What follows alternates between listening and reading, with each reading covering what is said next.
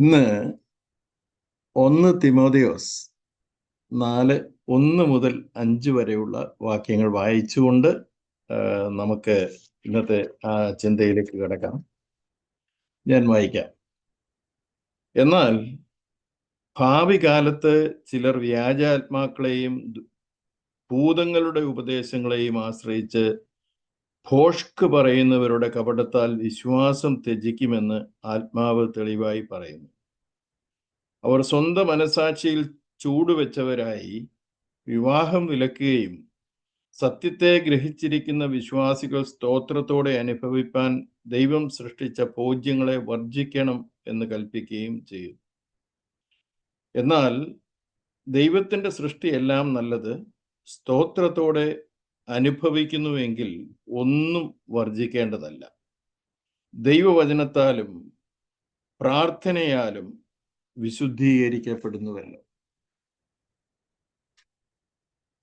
കഴിഞ്ഞ ആഴ്ചയിൽ കർത്താവിൻ്റെ പ്രത്യക്ഷതയിൽ നാം ലജ്ജ കൂടാതെ നിൽക്കണമെങ്കിൽ എന്ത് ചെയ്യണമെന്ന് അപ്പോസ്തലനായ യോഹന്നാൻ പറഞ്ഞ കാര്യങ്ങളെക്കുറിച്ചായിരുന്നല്ലോ നമ്മൾ ചിന്തിച്ചത്.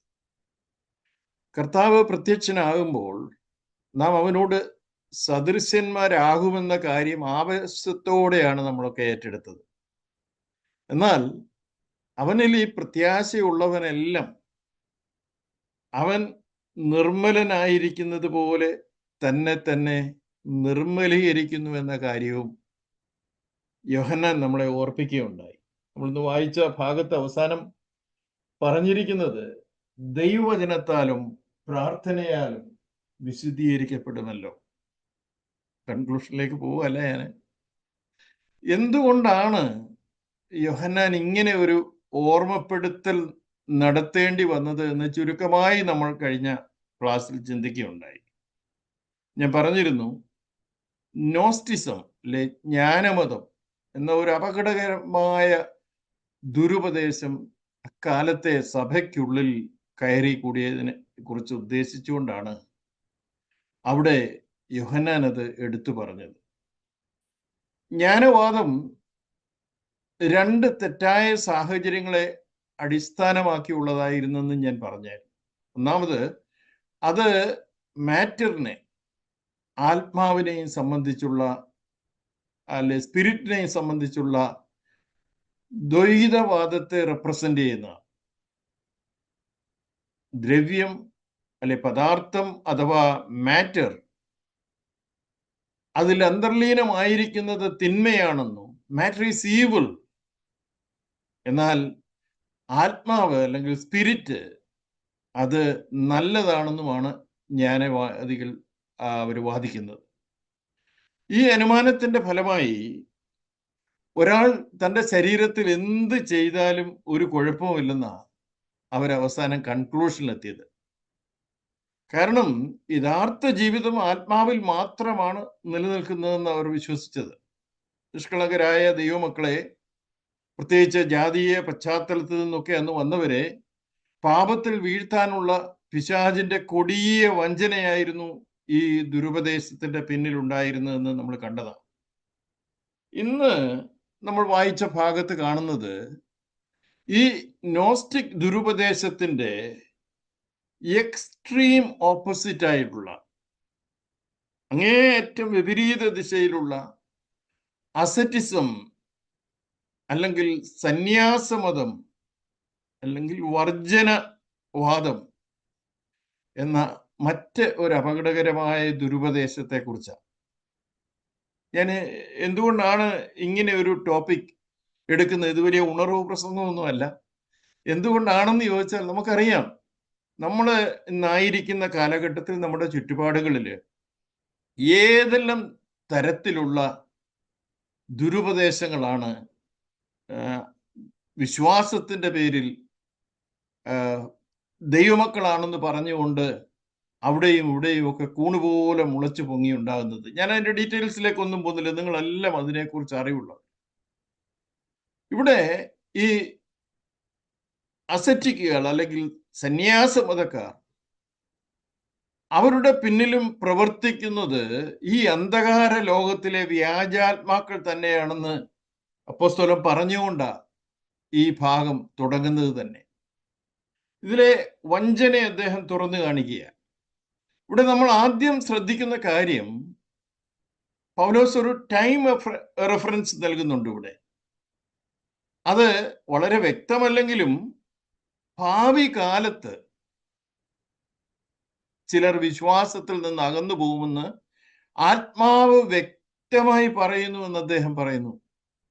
എന്തായാലും ഇത് ഈ ഭാവി കാലം എന്ന് പറയുന്നത് പൗലോസ് ഈ ലേഖനം എഴുതിയതിന് ശേഷമായിരിക്കാനാണല്ലോ സാധ്യത. അപ്പോൾ സംഭവിച്ചെങ്കിൽ ഭാവി കാലം എന്ന് അദ്ദേഹം പറയായിരുന്നില്ല. അങ്ങനെയെങ്കിൽ ഒരു പ്രവചന ആത്മാവിലാണ് പൗലോസ് ഇത് സംസാരിക്കുന്നത്. ഇവിടെ ഭാവി കാലത്തെ സംഭവങ്ങളെ കുറിച്ച് പറയുമ്പോൾ അത് സഭയ്ക്കുള്ളിലെ വിശ്വാസത്യാഗികളായ സഭാജനങ്ങളുടെ സവിശേഷതകളെ കുറിച്ചാണ് സംസാരിക്കുന്നത്. പറഞ്ഞത് നിങ്ങൾ പ്രത്യേകം ശ്രദ്ധിക്കണമേ. സഭയ്ക്കുള്ളിലെ വിശ്വാസത്യാഗികളായ സഭാജനങ്ങളുടെ ആ സവിശേഷതകളാ അപ്പോസ്തലൻ ഈ ഭാവി കാലത്തിലുള്ളവ എന്ന് പറഞ്ഞുകൊണ്ട് എടുത്തു കാണിക്കുന്നു. എന്നാൽ പൗലോസ് 2 തിമോഥെയോസിലേക്ക് വരുമ്പോൾ അതിന്റെ 3-ാം അധ്യായത്തിൽ നമ്മൾ അന്ത്യകാലം എന്നൊരു ഫ്രേസ് കാണുന്നുണ്ട്. അവിടെ അന്ത്യകാല പ്രയോഗം. അന്ത്യകാലത്ത് ദുർഘട സമയങ്ങളെ കുറിച്ച് അദ്ദേഹം പറയുമ്പോൾ അവിടെ കർത്താവിന്റെ ദാസൻ എടുത്തു കാണിക്കുന്നത് പുറം ലോകത്തെ മനുഷ്യരുടെ സവിശേഷതകളെ കുറിച്ചാണ്. So one is internal, the other one is external. അപ്പൊ ഭാവി കാലത്തെ സംഭവിക്കുന്നതും അന്ത്യകാലത്തെ സംഭവിക്കുന്നതും ഇത് ഒന്ന് ആന്തരികമായി സഭയ്ക്കുള്ളിലുള്ളതും മറ്റേത് സമൂഹത്തിൽ നടക്കുന്നതുമാണെന്നുള്ള കാര്യം നമ്മൾ അറിഞ്ഞിരിക്കണം. വാസ്തവത്തിൽ നമ്മളിപ്പോൾ ജീവിക്കുന്നത് ഈ 2 കാലത്തുമാണ്. ഇന്നത്തെ വാർത്തകളിൽ കാണുന്നതും കേൾക്കുന്നതും ഈ 2 കൂട്ടരെ കുറിച്ചും തിരുവചനത്തിൽ പറഞ്ഞിട്ടുള്ള കാര്യങ്ങളാണെന്ന് നമുക്കറിയാം. നമ്മുടെ സമൂഹത്തിലും ആത്മീയ രംഗത്തും ഇന്ന് നിറഞ്ഞു നിൽക്കുന്നത് ഇങ്ങനെയുള്ള കാര്യങ്ങളാണ്. വിശ്വാസത്യാഗികളായ ദുരുപദേഷ്ടാക്കന്മാർ ദൈവസഭയെ സംബന്ധിച്ചിടത്തോളം അകത്തു നിന്നുള്ള ഭീഷണിയാണെങ്കിൽ, അന്ത്യകാലത്തെ തലമുറ ദൈവസഭയ്ക്ക് പുറമേ നിന്നുള്ള ഭീഷണിയാണ്. പരിഹാരം ഇവിടെ ദൈവവചനത്തിൽ പറഞ്ഞിരിക്കുന്നത് ഇങ്ങനെയുള്ളവരെ വിട്ടൊഴിയുക എന്നാണ്. നാം ജീവിക്കുന്ന കാലഘട്ടത്തിൽ നമ്മൾ വന്നെത്തിയിരിക്കുന്ന കാലത്തെക്കുറിച്ചും സമയത്തെക്കുറിച്ചും സെൻസിറ്റീവ് ആയിരിക്കാൻ നമ്മൾക്ക് കഴിയുന്നുണ്ടോ? അതൊക്കെ അങ്ങനെ, അല്ലെ ഇത് അന്ത്യകാലമല്ലേ, പോട്ട് ഇങ്ങനെ പോകാനുള്ളതാണോ? നമ്മൾ എത്രത്തോളം സെൻസിറ്റീവ് ആണ് ഈ സിറ്റുവേഷനെ കുറിച്ച്? റോമർ 13 അതിൻ്റെ 11 മുതൽ 14 വരെയുള്ള ഭാഗത്ത് പറയുന്ന ദൈവവചനത്തിന് നമ്മൾ ചെവി കൊടുക്കേണ്ടിയിരിക്കുന്നു. നമ്മൾ അതും ഒന്ന് വായിച്ചാലും ഞാൻ കേൾപ്പിക്കാം നിങ്ങൾ.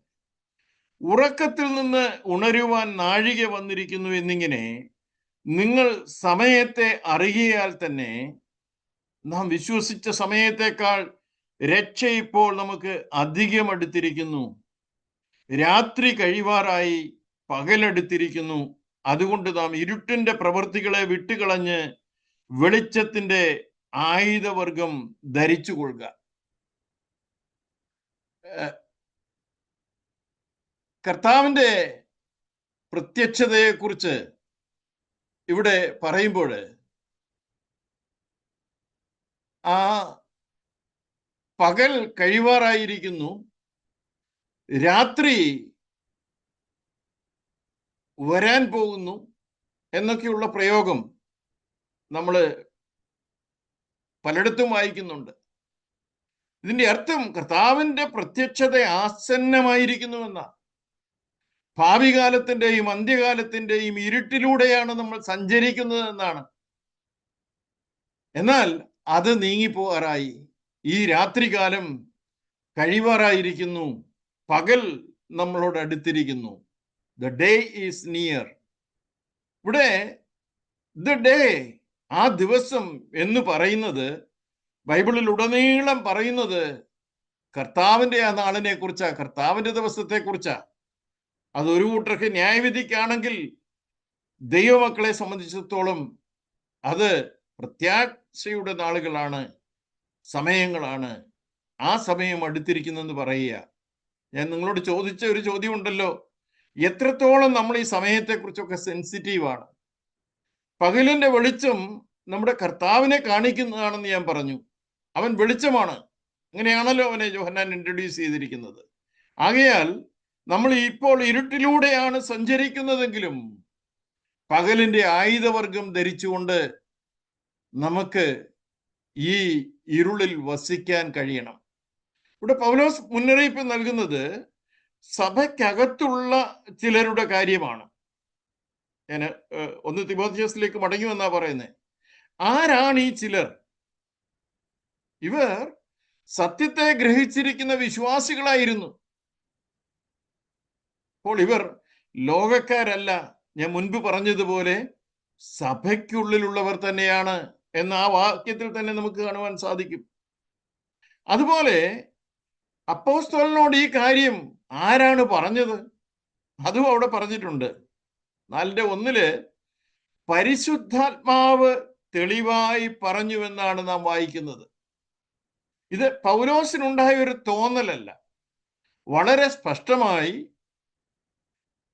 തന്നോട് പരിശുദ്ധാത്മാവ് സംസാരിച്ചതാ. പ്രത്യക്ഷത്തിൽ പിൽക്കാലങ്ങളിൽ ആളുകൾ വിശ്വസിക്കുന്നതിൽ നിന്നും വിശ്വാസത്തിൽ നിന്നും അകന്നു പോകുമെന്ന് ആത്മാവ് വ്യക്തമായി ആശയവിനിമയം നടത്തുകയും വെളിപ്പെടുത്തുകയും ചെയ്യുന്ന കാര്യമാണ്. അത് പൗലോസ് ആവർത്തിച്ച് കേട്ടിരിക്കണം എന്ന് ഞാൻ കരുതുകയാണ്.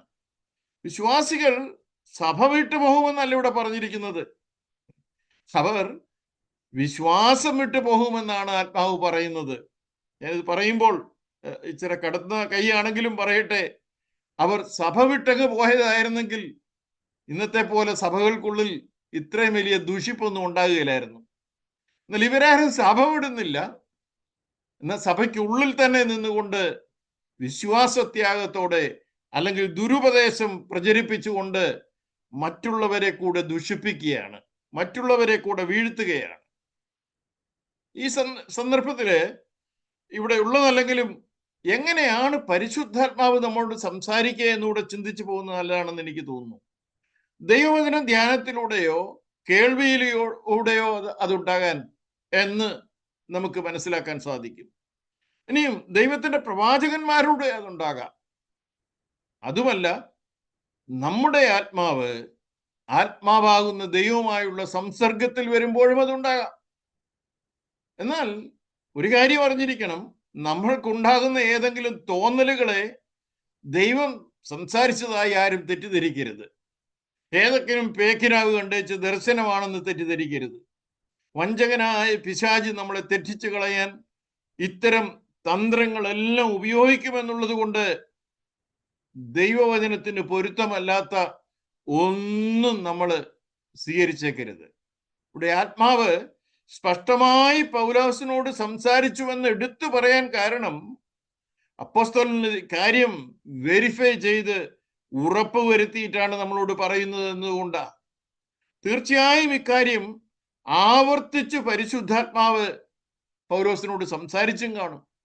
എന്തായാലും ദൈവസഭയിലുള്ള ചിലർ വ്യാജാത്മാക്കളെയും ഭൂതങ്ങളുടെ ഉപദേശങ്ങളെയും ആശ്രയിച്ച് ഭോഷ്ക് പറയുന്നവരുടെ കപടത്താൽ വിശ്വാസം ത്യജിക്കുമെന്നാണ് പൗലോസിലൂടെ ഒരു പ്രവചനമായി ആത്മാവ് തെളിവായി നമ്മളോട് സംസാരിക്കുന്നത്. ഇങ്ങനെയുള്ളവർ ക്രിസ്തീയ വിശ്വാസത്തിന് ആവശ്യം വേണ്ട അടിസ്ഥാന വസ്തുതകളെയാണ്, ഫണ്ടമെന്റൽ ഡോക്ട്രിൻസിനെയാണ് അവർ ഉപേക്ഷിച്ച് കളയുന്നത്. ഉദാഹരണത്തിന് യേശുക്രിസ്തുവിന്റെ കന്യകാജനനം, യേശുക്രിസ്തുവിന്റെ ക്രൂസിലെ ബലിമരണം തുടങ്ങിയ വസ്തുക്കളെ അവർ ത്യജിച്ചു കളയുക. ഇന്നിപ്പോ നിങ്ങള് ക്രൈസ്തവ വേദികളിലുള്ള ചർച്ചാ വേദികളൊക്കെ ഒന്ന് ശ്രദ്ധിച്ചു നോക്കിയേ. അവിടെയൊക്കെ കേൾക്കുന്നത് സ്വർഗവും നരകവും ഇല്ലെന്നാ. അതാണ് അവരുടെ കൺക്ലൂഷൻ. ഇപ്പം അതെല്ലാം ഇവിടെ തന്നെയാണെന്ന് പണ്ടേ നമ്മൾ കേട്ടു തുടങ്ങിയതാ. ഇന്നിപ്പോ അതില്ലെന്ന് പറയാൻ തുടങ്ങിയിരിക്കുന്നു. ആരാ ഈ ക്രൈസ്തവ ലോകത്തെ ഡിബേറ്റേഴ്സ് ഇതൊക്കെ ചെയ്യുന്നത്? ദൈവവചനത്തിന്റെ ആധികാരികതയെ തള്ളിപ്പറയുന്ന ഇവരെയാണ് വിശ്വാസത്യാഗികൾ എന്ന് വിളിക്കുന്നത്. പൗലോസ് ഇവിടെ ഈ വിശ്വാസത്തിന് കാരണമാകുവാൻ പോകുന്ന കാര്യങ്ങളെക്കുറിച്ച് നമുക്ക് ഉൾക്കാഴ്ച നൽകുന്നുണ്ട്. അവർ വചനത്തിലുള്ള തങ്ങളുടെ സമർപ്പണം തള്ളിക്കളഞ്ഞവരാണ്.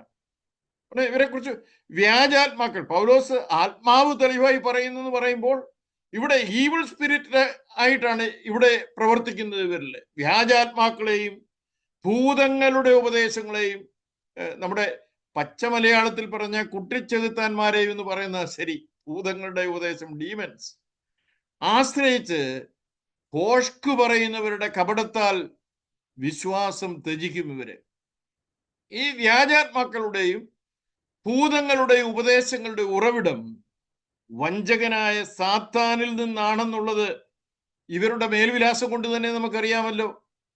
അത് ജനപ്രിയമാകുമെന്നും അത് ഈ വ്യക്തികൾ പ്രചരിപ്പിക്കുമെന്നും പൗലോസിന് അക്ഷരാർത്ഥത്തിൽ നമ്മളോട് പറഞ്ഞു തരിക, ആ മുന്നറിയിപ്പ് നമ്മളെ അറിയിക്കുക.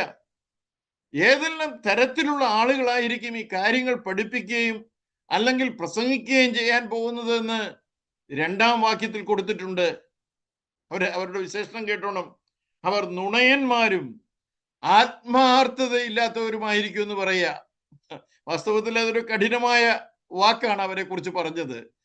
ഗുരുതരമായ എന്തെങ്കിലും തെറ്റ് ചെയ്യുമ്പോഴാണല്ലോ ഒരാളെ കള്ളൻ എന്ന് വിളിക്കുന്നത്. ചിലപ്പോൾ നമ്മൾ പിള്ളേർ തമ്മിൽ, കൊച്ചു പിള്ളേരൊക്കെ അങ്ങോട്ടും ഇങ്ങോട്ടും നീ ഒരു കള്ളനാന്ന്, അല്ലെ പോടാ കള്ള എന്നൊക്കെ പറയാറില്ലേ.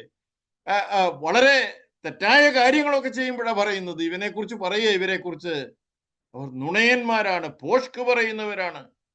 ഒന്നാമത്, ഈ ദുരുപദേശാക്കന്മാർ മറ്റുള്ളവരെ വിശ്വാസത്തിൽ നിന്ന് അകറ്റാൻ പ്രോത്സാഹിപ്പിക്കുന്നവരായിരിക്കും. മറ്റൊരു വിധത്തിൽ പറഞ്ഞാൽ അവർ ഹിപ്പോക്രൈറ്റ്സ് ആണ്, കപടഭക്തിക്കാരാണ്, മുഖം മൂടി അണിഞ്ഞവരാണ്, അവർ വ്യാജന്മാരായിരിക്കും, അവർ 2 മുഖങ്ങളുള്ളവരാണെന്ന് ഒക്കെ നമുക്ക് വേണമെങ്കിൽ വിശദീകരണമായി പറയാം. സാത്താനെ കുറിച്ച് യേശു കർത്താവ് പറഞ്ഞു, ഇവിടെ നിങ്ങൾ ഓർക്കുന്നുണ്ടല്ലോ, അവൻ നുണകളുടെ പിതാവാണ്. ഇവിടെ പിതാവ് എന്നാൽ ഉപജ്ഞാതാവ് എന്നാണ് അർത്ഥമാക്കിയിരിക്കുന്നത്.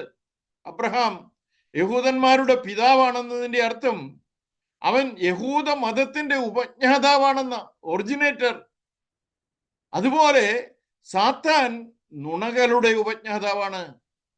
യേശു മനുഷ്യരാശിയെ രക്ഷിക്കുന്നുവെന്ന് സാത്താൻ അറിയാമെങ്കിലും അവൻ അപ്പോഴും യേശുവിനെ കൊല്ലുന്നതിലായിരുന്നല്ലോ ആനന്ദം കണ്ടെത്തിയത്. കാരണം അവൻ നുണയൻ മാത്രമല്ല, അവനൊരു കൊലപാതകയും കൂടെ. കൊലപാതകികൾ ചെയ്യുന്നതാണല്ലോ. അവൻ ഇപ്പോഴും കുല ചെയ്യുന്നതിലാണ് ആനന്ദം കണ്ടുകൊണ്ടിരിക്കുന്നത്. ഈയിടെ നിങ്ങൾ വായിച്ചു കാണും, അമ്മയെ കൊന്ന് 17 വർഷം ജയിലിൽ കിടന്ന ഒരുത്തൻ പരോളിലിറങ്ങി വന്ന് ആ ആഴ്ചയിൽ തന്നെ സ്വന്തം സഹോദരനെ കൊന്ന ആ വാർത്ത നിങ്ങൾ കേട്ട് കാണുമല്ലോ. അത് ചെയ്യാൻ അവന് പ്രത്യേകിച്ച് കാരണമൊന്നും വേണ്ടായിരുന്നു. അവനിൽ തന്നെ ഒരു കൊലപാതകിയായിരുന്നു. പിശാചിന്റെ കാര്യവും അതുതന്നെയാ. അവൻ എന്ത് ചെയ്യുന്നു എന്നതല്ല, അവൻ എന്താണെന്നുള്ളതാണ് പ്രധാനം. അവൻ ആദ്യം മുതൽ കൊലപാതകനായിരുന്നു. അങ്ങനെ അവന്റെ ചതിയിൽ കുടുങ്ങിയവർ അവന്റെ സ്വഭാവമായാണ് മുന്നോട്ട് പോകുന്നതെന്ന് നമ്മൾ അറിഞ്ഞിരിക്കണം. അവരുടെ പിതാവിന്റെ നുണകൾ അല്ലെങ്കിൽ ഭോഷ്കുകൾ അക്ഷരാർത്ഥത്തിൽ പ്രചരിപ്പിക്കുന്നവരാണ് ഈ നുണയന്മാർ. അതുകൊണ്ടാണ് പൗലോസ് ഇവരെ ഭോഷ്ക് പറയുന്നവർ എന്ന് വിശേഷിപ്പിച്ചിരിക്കുന്നത്. രണ്ടാമത് ഇവരെ കുറിച്ച് മറ്റൊരു കാര്യം പറയുന്നു, അവർ മനസാക്ഷിയിൽ ചൂടുവെച്ചവരാണ്. അടുത്ത് വായിക്കുന്നതാണല്ലോ. എന്നാൽ ഇതിന്റെ ശരിയായ അർത്ഥം അവരുടെ മനസാക്ഷി ചൂടുള്ള ഇരുമ്പ് കൊണ്ട് പൊള്ളിച്ചതാണെന്നാണ്. ഇംഗ്ലീഷിൽ നിങ്ങൾ അതൊന്ന് വായിച്ചു നോക്കണം. Having their conscience seared with a hot iron. ഈ ഇംഗ്ലീഷ് പരിഭാഷയാ ഈ സന്ദർഭത്തിൽ ഏറ്റവും അനുയോജ്യമായിട്ടുള്ളത്. അവരുടെ മനസാക്ഷി ചൂടുപിടിച്ചിരിക്കുന്നു എന്നല്ല, അവരുടെ മനസാക്ഷി ചുട്ടു പൊള്ളിച്ച് ഇരിക്കുന്നു എന്ന അർത്ഥം. പൗലോസ് ഇവിടെ ഈ വാക്കുകളിൽ ഒരു ഗ്രാഫിക് അല്ലെങ്കിൽ ഒരു ചിത്രത്തിലൂടെ തന്റെ വാക്ക് ഉപയോഗിക്കുക. വാക്ക് ചിത്രം എന്ന് പറയുന്നതിന് നിങ്ങളിൽ എത്ര പേർ ഈ ചാപ്പ കുത്തിയ കന്നുകാലികളെ കണ്ടിട്ടുണ്ടെന്ന് എനിക്കറിയത്തില്ല. എൻ്റെ നാട്ടിലുള്ളവർ തീർച്ചയായും അത് കണ്ടു കാണും. ഇടക്കരയുള്ള കന്നുകാലി ചന്തയിലേക്ക് അന്യ സംസ്ഥാനങ്ങളിൽ നിന്ന് വരുന്ന കന്നുകാലികൾ കൂട്ടത്തോടെ കൊണ്ടുവരുമ്പം അവരെ തിരിച്ചറിയുന്നതിന്, അതിന്റെ ഓണേഴ്സിന് തിരിച്ചറിയാൻ വേണ്ടിയിട്ട് അതിന്റെ ശരീരത്തിൽ ചുട്ടുപഴുത്ത ഇരുമ്പ് കൊണ്ട് ചാപ്പ കുത്തിയിരിക്കും.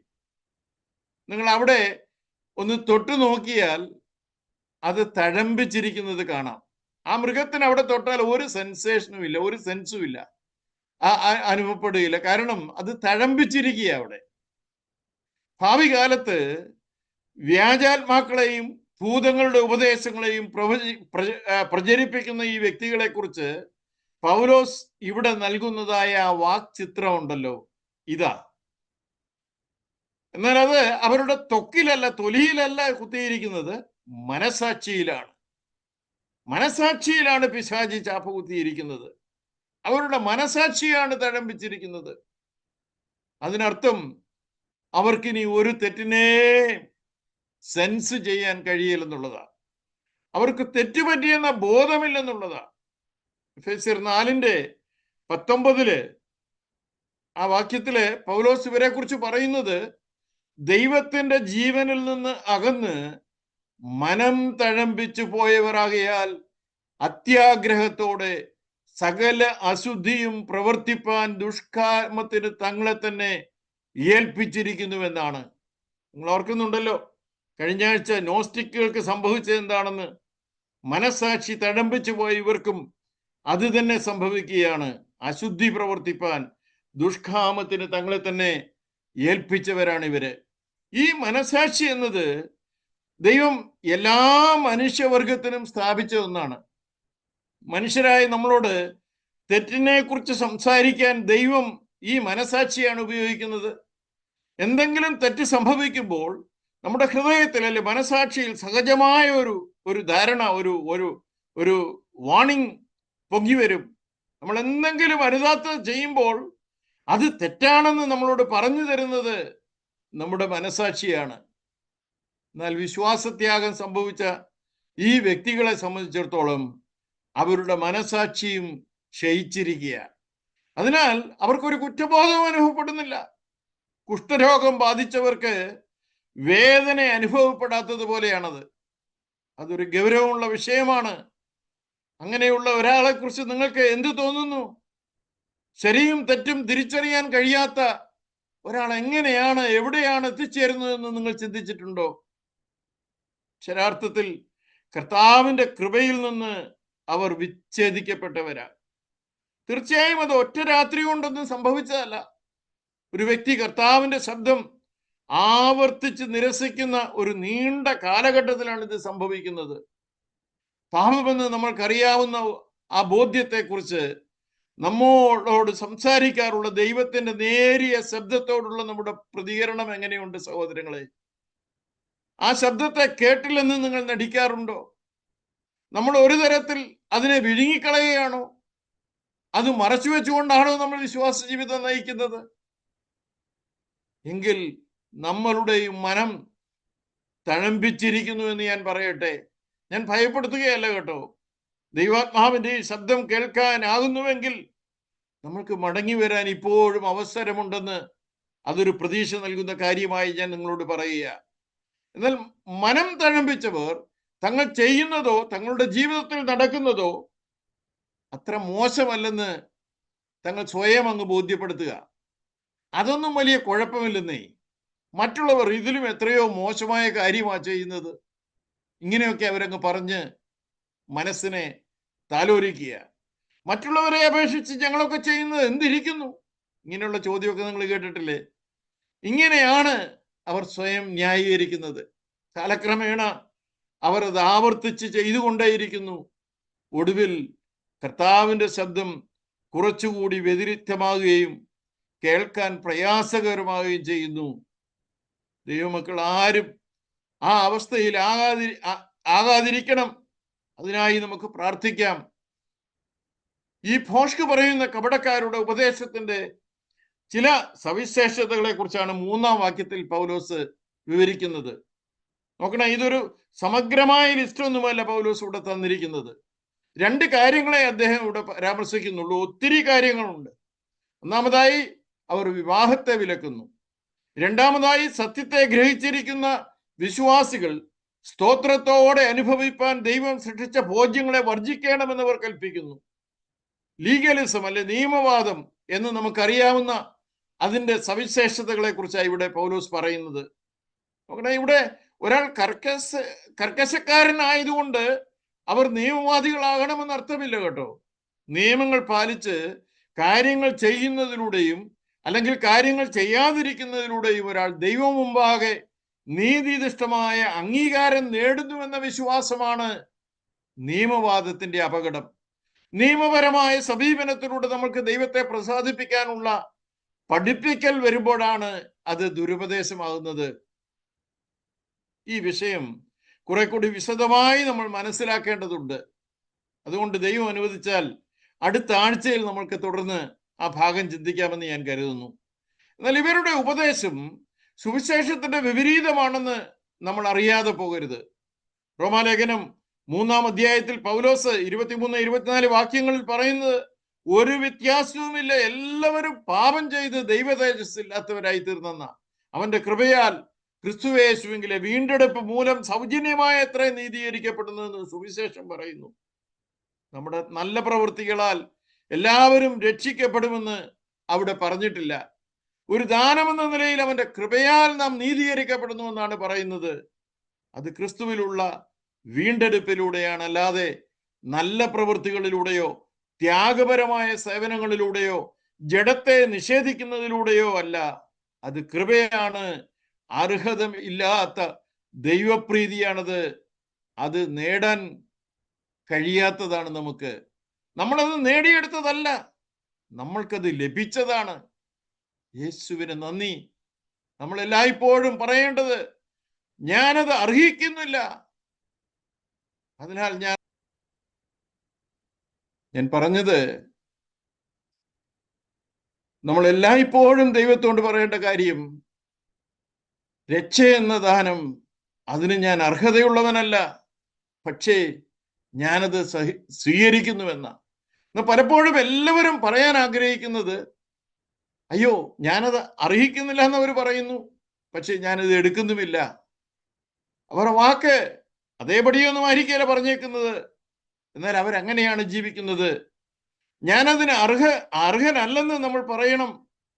പക്ഷേ കൃപയായതിനാൽ ഞാനതിൻ്റെ ഓരോ ഭാഗവും എടുക്കുന്നുകൂടി ആവശ്യത്തോടെ പറയുവാൻ നമ്മൾക്ക് കഴിയണം. അവന്റെ പ്രീതി അങ്ങനെയാണ് നമുക്ക് നേടുവാൻ കഴിയുന്നത്. ഇന്നത്തെ പഠനത്തിൽ നിന്ന് നമ്മൾ വ്യക്തമായി അറിഞ്ഞിരിക്കേണ്ട കാര്യം, നമ്മൾ ഭക്തിയുടെ പേരിൽ ചെയ്യുന്ന കർമാചാരങ്ങൾ കൊണ്ടൊന്നും നമുക്ക് ദൈവത്തെ പ്രസാദിപ്പിക്കാൻ കഴിയില്ലെന്ന്. നമ്മെ വീണ്ടെടുക്കുന്നതിന് അവന്റെ പുത്രനായ യേശു ക്രിസ്തുവിന്റെ യാഗത്തിലാണ് ദൈവം പ്രസാദിച്ചത് എന്ന് തിരുവചനം പറയുന്നു. യെശയ്യാപ്രവാചകൻ അതിനെക്കുറിച്ച് പറഞ്ഞിരിക്കുന്നത് അവനെ തകർത്ത് കളയുവാൻ ദൈവത്തിന് പ്രസാദം തോന്നി എന്നാണ്. അതേ പ്രിയരെ, സ്വർഗീയ പിതാവ് നമ്മുടെ രക്ഷയ്ക്ക് വേണ്ടതെല്ലാം ലോക സ്ഥാപനത്തിന് മുൻപേ നമ്മൾക്ക് വേണ്ടി ഒരുക്കിയിട്ടുണ്ട്. ആകയാൽ വ്യാജാത്മാക്കളുടെ പുറകെ പോയി ഭൂതങ്ങളുടെ ഉപദേശം കേട്ട് വഞ്ചിക്കപ്പെടരുത്. നമ്മുടെ സ്വർഗീയ പിതാവ് നമ്മളെ അത്രത്തോളം സ്നേഹിച്ചത് കൊണ്ടാണ് സ്വപുത്രനെ ആദരിയാതെ നമ്മൾക്കായി അവനെ ഏൽപ്പിച്ചു തന്നത്. നമ്മുടെ സ്വർഗീയ പിതാവിന്റെ സ്നേഹം അവിടെ കൊണ്ട് അവസാനിക്കുന്നില്ല സഹോദരങ്ങളെ. കൊലോസ്യർ 1:13 നമ്മൾ വായിക്കുന്നത്, നമ്മെ ഇരുട്ടിന്റെ അധികാരത്തിൽ നിന്ന് വിടുവിച്ച് തന്റെ സ്നേഹസ്വരൂപനായ പുത്രന്റെ രാജ്യത്തിലാക്കി വെക്കുകയും ചെയ്തത് നമ്മുടെ സ്വർഗീയ പിതാവ് തന്നെയാണ്. ഈ പിതാവിന് സന്തോഷത്തോടെ സ്തോത്രം ചെയ്യുന്നവരാകണമെന്ന് അപ്പോസ്തലൻ അവിടെ പറയുകയാണ്. കഴിഞ്ഞ ആഴ്ചയിൽ നമ്മൾ കേട്ടതുപോലെ നമ്മുടെ കർത്താവിന്റെ പ്രത്യക്ഷതയ്ക്കായി കാത്തിരിക്കുന്നവരാണല്ലോ നമ്മൾ. എന്നാൽ അവിടെയും ആരാണ് ഈ പ്രത്യക്ഷത വരുത്തുന്നത്? 1 തിമോഥെയോസ് 6:15-16 വാക്യങ്ങളിലേക്ക് നോക്കിക്കേ. ഞാനതൊന്ന് വായിച്ചു കേൾപ്പിക്കാം.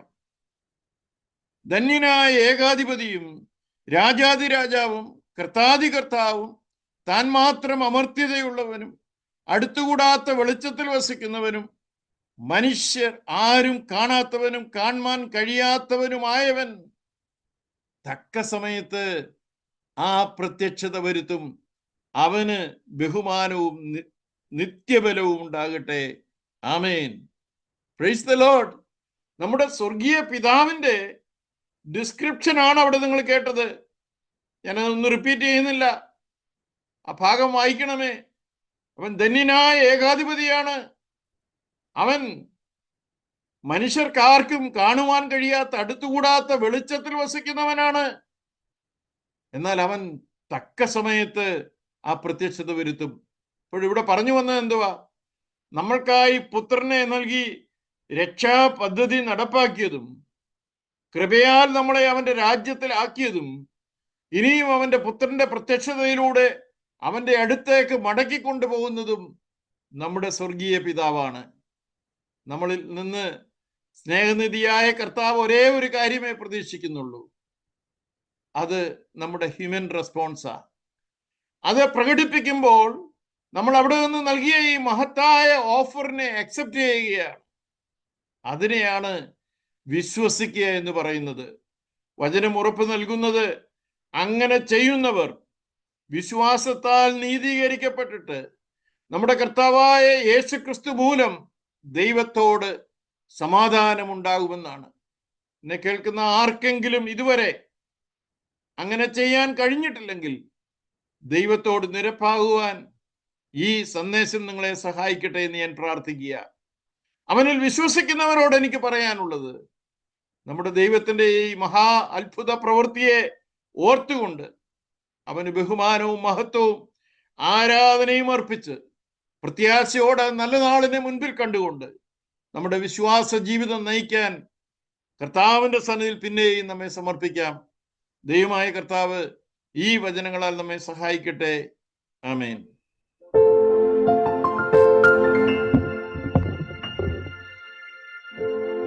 മോദമെഴും തിരുമാർവിലുല്ലാസമാ സന്തതം ചേർന്നിരുന്ന, മോദമെഴും തിരുമാർവിലുല്ലാസമായി സന്തതം ചേർന്നിരുന്ന ഏകജാതനാം യേശുവേ, പാതകർക്കായി തന്ന സ്നേഹമതിശയമേ,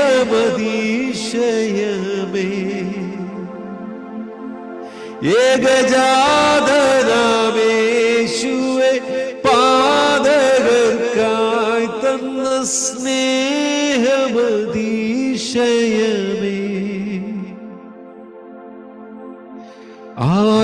ആയിരമായിരം നാവുകളാൽ അത് വർണ്ണിപ്പതിന്നെഴുതോ, ആയിരമായിരം നാവുകളാൽ അത് വർണ്ണിപ്പതിന്നെഴുതോ.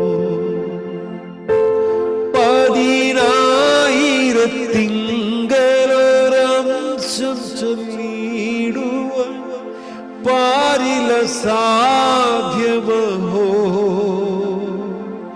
പതിനായിരത്തിങ്കലൊരംശം ചൊല്ലിടുവാൻ പാരില സാധ്യമഹോ. ഓ എന്തതിശയമേ ദൈവത്തിൻ സ്നേഹം, എത്ര മനോഹരമേ, എന്തതിശയമേ ദൈവത്തിൻ സ്നേഹം, എത്ര മനോഹരമേ.